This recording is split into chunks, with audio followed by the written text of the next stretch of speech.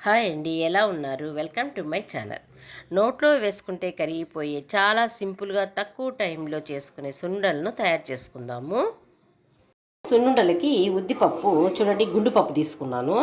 ఇట్లా గుండు పప్పు తీసుకుంటే టేస్ట్ బాగుంటుంది. ఒక గ్లాస్ అనుకోండి, ఒక గ్లాసు ఉద్దిపప్పుని తీసుకున్నాను. దానికి సరిపోయేంత చక్కెర చూడండి, కొద్దిగా తక్కువ ముక్కాలనుకోండి చక్కెర తీసుకున్నాను. కావలసినంత నెయ్యి తీసుకున్నాను, ఫ్రెష్ నెయ్యి.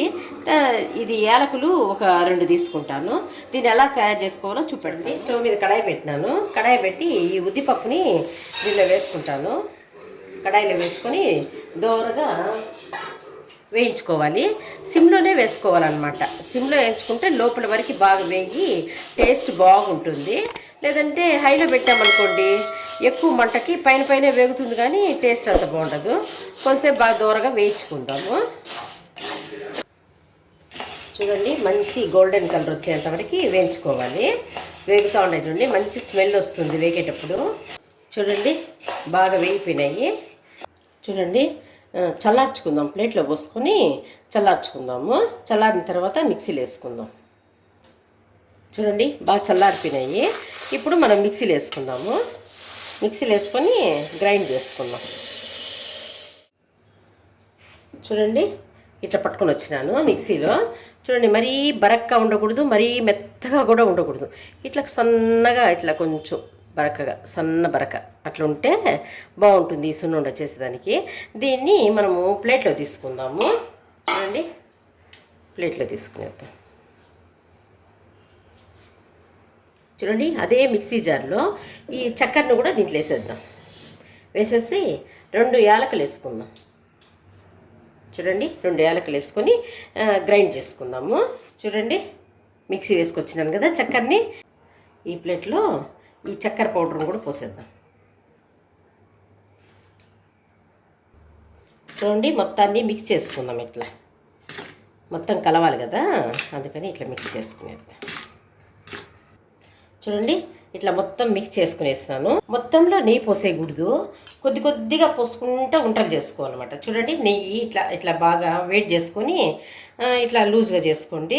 తర్వాత దీంట్లో ఒక వారం పోసుకుంటా. చూడండి, ఎక్కువ పోయకూడదు అనమాట. పోసి ఇట్లా కలుపుకుంటా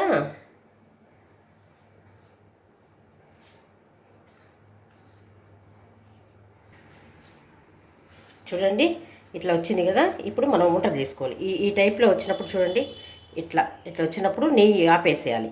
మళ్ళీ తర్వాత పక్కనది కలుపుకోవాలి. కానీ ఇట్లా వచ్చినప్పుడు మనం ఏం చేయాలంటే మనకు కావాల్సినంత సైజు చూడండి, ఇట్లా చూడండి, ఇంత మాత్రం ఉంటే చాలు.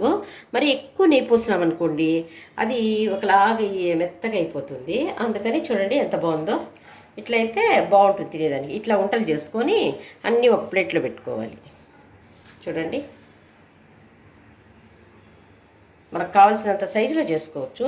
ఈ సైజు అయితే బాగుంటుంది. రోజుకు ఒక వంట తిన్నట్టయితే ఈ లడ్డూని హెల్తీగా ఉంటారు పిల్లలు. బాగుంటుంది. నెయ్యి దాంట్లో అంతా మినపగుళ్ళే కదా.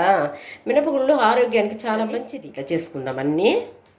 చూడండి, లాస్ట్ వచ్చే కొద్దీ మనం చూసుకొని నెయ్యి పోసుకోవాలన్నమాట. మళ్ళీ పొడిపిండి ఉండదు కదా, అందుకని చూసుకొని ఇట్లా వేసుకొని వంటలు పట్టుకోవాలి. ఇప్పుడు కరెక్ట్గా సరిపోయింది. చూడండి, ప్లేట్లో ఆరుతూ ఉంది. కొంచెంసేపు ఆరబెట్టుకోవాలి. వీటిని ఆరబెట్టుకొని బాక్స్లో స్టోర్ చేసుకున్నాం అనుకోండి, బాగా 1 నెల రోజుల వరకు బాగా తినొచ్చు.